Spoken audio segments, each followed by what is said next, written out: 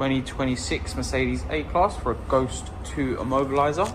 We come around to the front of the vehicle. I'll show you how it operates. So with this vehicle, if we start the engine, you'll notice the engine will come on. If we try to drive the vehicle, the system will shut itself down and the steering wheel goes heavy. If we restart the engine, if we enter our demonstration password, so just on the driver's window, we get our 2 notifications in the bottom left hand corner. That has now the password been acknowledged, and we can now drive the vehicle and it will stay running and in gear. And that is the Ghost 2 Immobiliser.